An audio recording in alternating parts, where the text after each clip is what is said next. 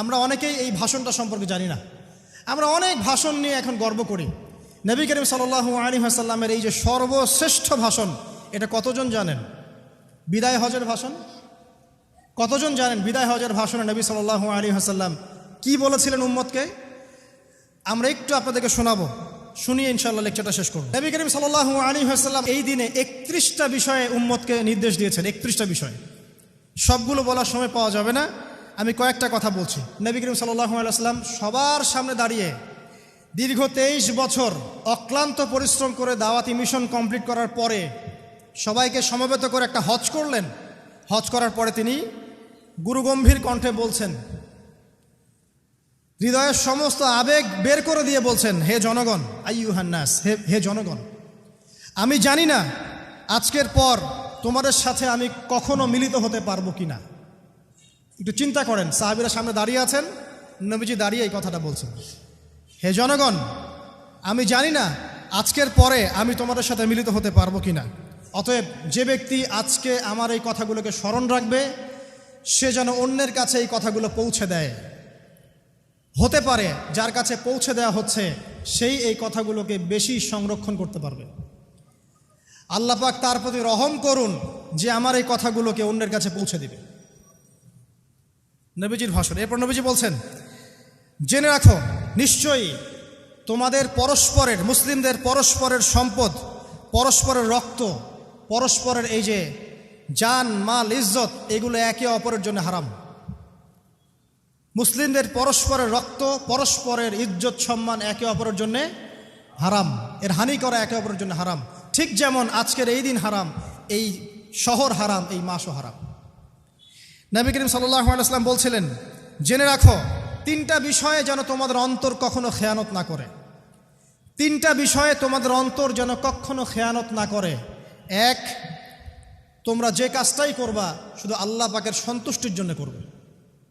তোমরা যে কাজই করবে শুধু আল্লাহর সন্তুষ্টির জন্য করবে। তোমাদের শাসকবর্গের কল্যাণ কামনা করবে।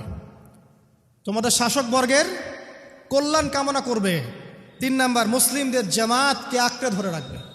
মুসলিমদের ইউনাইটেড কমিউনিটিকে আঁকড়ে ধরে থাকবে। এই 3টা বিষয় পালনের ক্ষেত্রে তোমাদের অন্তর যেন খেয়ানত না করে। এদিন সূর্য ঢলে যাওয়ার পরে নবী সাল্লাল্লাহু আলাইহি ওয়াসাল্লাম আরও বললেন, শুনে রাখো হে মানব জাতি, এটা ভালো করে শোনেন, শুনে রাখো হে মানব জাতি, নিশ্চয়ই আমি মুহাম্মদ সাল্লাল্লাহু আলাইহি ওয়াসাল্লাম জাহেলি যুগের যত কুপ্রথা আছে সমস্ত কুপ্রথাকে আমার পায়ের তলে পিষ্ট করে গেলাম। জাহেলি যুগে কি ছিল ভাই? শিরিক ছিল, সুদ ছিল, মাদক ছিল, নারীর অবমাননা ছিল, কন্যা সন্তানকে দাফন করা হতো, রক্তক্ষয়ী, হানাহানি, মারামারি, কাটাকাটি ছিল। এগুলো সব কিছুকে আমি আমার পায়ের তলে দাফন করে গেলাম। এটা কি দাফন হয়েছে? তিনি বলছেন, নিশ্চয়ই আমি জাহেলি যুগের সুদকে আমার পায়ে তলে পিষ্ট করে যাচ্ছি। সর্বপ্রথম যার সুদ আমি পিষ্ট করছি তিনি হচ্ছেন আব্বাস ইবনে আব্দুল মুত্তালিব, আমার চাচার সুদ। নিজের পরিবার থেকে দৃষ্টান্ত স্থাপন করলেন।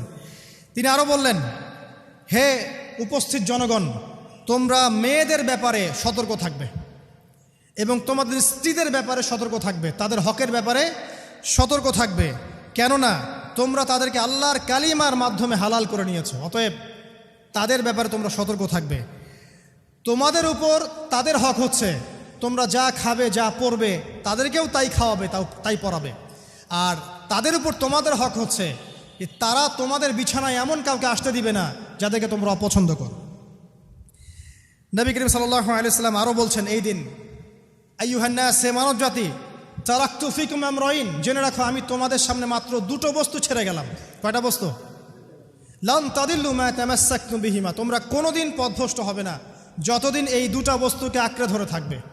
কিতাব আল্লাহ, আল্লাহর কিতাব, ওয়া সুন্নতি নবীহি, এবং তার নবীর সুন্নাহ। তিনি আরও বললেন, আল মুসলিম, জেনে রাখো প্রকৃত মুসলিম সে ব্যক্তি, মান সালিমাল মুসলিমুনা মিন লিসানিহি ওয়া ইয়াদিহি, যে ব্যক্তির হাত এবং জবান থেকে অন্য মুসলিম নিরাপদ থাকে সেই ব্যক্তি হচ্ছে প্রকৃত মুসলিম। আল মুহাজির, আর প্রকৃত মুহাজির সে ব্যক্তি, মান হাজারা মা নাহাল্লাহু আন, আল্লাহ পাক যা নিষেধ করেছেন সেখান থেকে যে দূরে থাকে সেই ব্যক্তি প্রকৃত মুহাজির, মানে হিজরতকারী।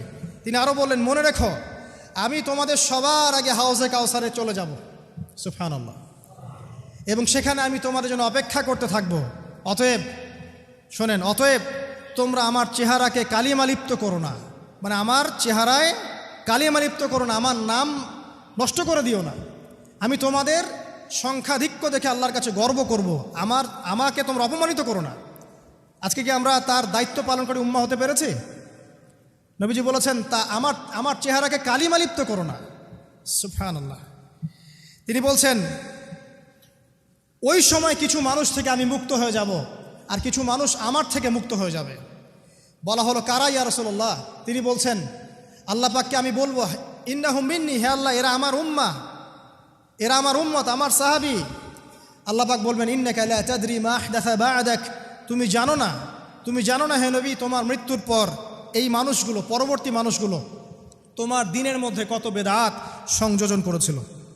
তিনি আরও বলেছিলেন, হে জনগণ, জেনে রাখো, প্রত্যেক পরিবারের জন্যে প্রতি বছর একটা করে পশু জবাই করার বিধান, প্রত্যেক পরিবারের জন্যে, সামর্থ্যবান পরিবারের জন্য প্রত্যেক বছর একটা করে পশু জবাই করার বিধান রয়েছে। তিনি আরও বললেন, মনে রাখো, একজনের অপরাধের শাস্তি আর একজন কখনো পাবে না, আর বাবার দোষে ছেলে কখনো দুষ্ট হবে না, ছেলের দোষে বাবাও কখনো অপরাধী হবে না। তিনি আরও বললেন, জেনে রাখো হে মানব জাতি, নিশ্চয়ই শয়তান এই বিষয় থেকে নিরাশ হয়ে গেছে যে তোমরা শয়তানের ইবাদত করবে। শয়তান নিরাশ হয়ে গেছে, কিন্তু শয়তান নিরাশ হয়নি একটা বিষয় থেকে, যে তোমরা একে অপরে হানাহানি, কাটাকাটি, ফিতনা, ফাসাদে ব্যস্ত থাকবে, যেমনটা এখন আমরা করছি। আমরা কিন্তু সরাসরি কখনো শয়তানের ইবাদত করছি না, করছি, কিন্তু মুসলিমরা এখন পরস্পরে হানাহানি, কাটাকাটি, ফাসাদে লিপ্ত আছে। তিনি আরও বললেন যে একজন মুসলিমের জন্য হালাল নয় অন্য মুসলিমের সম্পদ আত্মসাৎ করা, যতক্ষণ না সে স্বেচ্ছায় খুশি মনে তোমাকে সম্পদ প্রদান করে। অতএব তোমরা একে অপরের প্রতি জুলুম করবে না। তিনি আরও বললেন, সাবধান, আমার ইন্তেকালের পরে তোমরা একে অপরের গর্দান উড়িয়ে কাফের হয়ে যেও না। সাবধান, আমার ইন্তেকালের পর তোমরা একে অপরের গর্দান উড়িয়ে কাফের হয়ে যেও না। তিনি আরও বলেছেন, একজন মুসলিম আরেকজন মুসলিমকে গালি দিতে পারে না। যদি একজন মুসলিম আরেকজন মুসলিমকে গালি দেয়, এটা হচ্ছে ফাসেকি, এবং একজন মুসলিম যদি আরেকজন মুসলিমের সাথে যুদ্ধ করে, এটা হবে এক প্রকার কুফরি। তিনি আরও বলেছেন, হে জনগণ, জেনে রাখো, আমার পরে কোনো নবী নেই, আর আমার পরে তোমরা ব্যতীত আর কোনো উম্মতও নেই। এর চেয়ে স্পষ্ট কথা হতে পারে? আমার পরে কোনো নবী নেই, আর আমার পরে তোমরা ছাড়া কোনো উম্মতও নেই। তাহলে আমরা যখন নতুন নতুন নবী বানিয়ে নিচ্ছি, কোনো কোনো ক্ষেত্রে বলছি একজন ব্যক্তি ছিলেন, সে নিজে ঈসাও ছিল, সে মাহদিও ছিল, সে নবীও ছিল, নাউযুবিল্লাহ। এবং দিন দিন মানুষ এই খাতায় নাম লিখাচ্ছে, সুবহানাল্লাহ।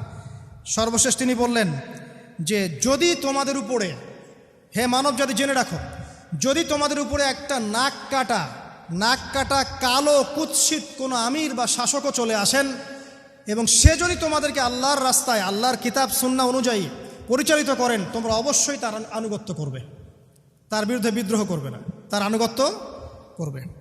জেনে রাখো, শেষে তিনি বলেন, জেনে রাখো হে মানব জাতি, আজকে থেকে কুল্লুকুম মিন আদম, তোমরা সবাই আদম সন্তান, ওয়া আদামু মিন তুরাব, আর আদম হচ্ছে মাটির সন্তান।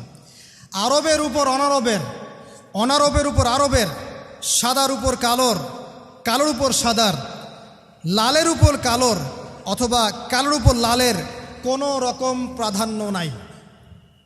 ইল্লা তাকওয়া, শুধু তাকওয়া ব্যতীত। যে ব্যক্তি বেশি মুত্তাকি, সে আল্লাহর কাছে বেশি মর্যাদার অধিকারী হবে ইনশাআল্লাহ তাআলা। সর্বশেষ তিনি আঙ্গুলটা উঁচু করলেন, নিজের শাহাদাত আঙ্গুলি উঁচু করে আকাশের দিকে তাকালেন, এরপর জনগণের দিকে তাকালেন, তাকিয়ে বললেন যে তোমাদের ব্যাপারে, হে জনগণ, তোমাদের ব্যাপারে আমাকে আল্লাহ জিজ্ঞাসা করবেন।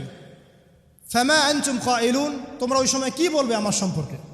তখন সাহাবীরা বললেন, আমরা বলবো যে আপনি বাল্লাগতা রিসালাতাক, আপনি আপনার রিসালাত পৌঁছে দিয়েছেন, ওয়াজ্জা আমানাতাক, আপনার আমানত পূর্ণ করেছেন, ওয়া নাসাহতা উম্মাতাক, এবং আপনি আপনার উম্মতকে নসিহত করেছেন। সুবহানাল্লাহ। এরপরে তিনি আকাশের দিকে তাকিয়ে বললেন, আল্লাহুম্মা ফাশহাদ, হে আল্লাহ আপনি সাক্ষী থাকেন। আল্লাহুম্মা ফাশহাদ, হে আল্লাহ আপনি সাক্ষী থাকেন। আল্লাহুম্মা ফাশহাদ, হে আল্লাহ আপনি সাক্ষী থাকেন যে আমি আমার দায়িত্ব পৌঁছে দিয়েছি। এরপরে নাজিল হলো, আল ইয়াউমা আকমালতু লাকুম দীনাকুম ওয়া আতমামতু আলাইকুম নি'মাতি ওয়া রাদিতু লাকুমুল ইসলাম দীনান। এই হলো বিদায় হজ। আজকের এই আরাফার প্রেক্ষাপট। আমরা কতজন এটা নিয়ে চিন্তা করেছি?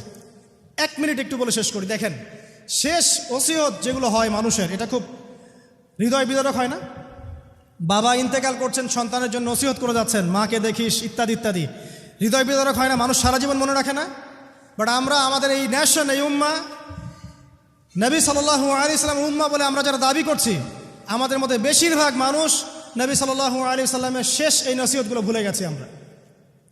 নসিহতগুলোর মধ্যে সবচেয়ে ইম্পর্ট্যান্ট ছিল শিরক থেকে দূরে থাকা, সুদ থেকে দূরে থাকা, মুসলিম ভেদাভেদ না করা, শাসকের কল্যাণ কামনা করা, বিদ্রোহ না করে শাসককে উত্তম নসিহত করা। এবং আরেকটা হাদিসে তিনি বলেছিলেন 5 ওয়াক্ত সালাত আদায় করবে, সাওম পালন করবে, রমজান মাসে সাধ্যমতো সাদাকা করবে, মুসলিমদের জামাত আঁকড়ে ধরবে, ইনশাল্লাহ হাসতে হাসতে জান্নাতে প্রবেশ করবে। আও কামা ক্বালা আলাইহিস সালাম। জাহেলি যুগের সমস্ত প্রথা ছেড়ে দেওয়া ছিল আজকের দিনের মূল মর্ম, আমরা ছাড়তে পারছি না। সুদ ছেড়ে দেওয়া ছিল মূল মর্ম, ছাড়তে পারছি না। শিরক থেকে বের হতে পারছি না। বেদাতীদের ব্যাপারে ধমক দেওয়া হয়েছে, বেদাত ছাড়তে পারছি না। খেয়াল করে দেখেন, মুসলিম হানাহানি কাটাকাটি এখনও ছাড়তে পারছি না। ইভেন ধর্মতাত্ত্বিকভাবেও আমরা বহু দল এবং উপদলে বিভক্ত হয়ে গেছে, কারোর সাথে কারো ঐক্য নাই।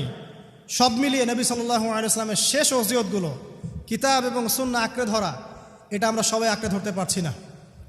আজকের এই দিবসগুলো এই জন্যই আল্লাহ পাক বারবার ফিরিয়ে দেন, যাতে করে এগুলো নিয়ে আলোচনা হয়, আমরা এগুলো জানতে পারি এবং আমল করতে পারি, এই চেতনাগুলো লালন করতে পারি, নিজেরাও শিখি, পরিবারকেও শেখাই, আগামী প্রজন্মকেও শেখাই ইনশাআল্লাহ তাআলা। আশা করছি ইনশাআল্লাহ আমরা যদি নাও পারি, একসময় এমন একটা প্রজন্ম আসবে যারা নবী সাল্লাল্লাহু আলাইহি ওয়াসাল্লামের উম্মার মতো উম্মাহ হবে ইনশাআল্লাহ।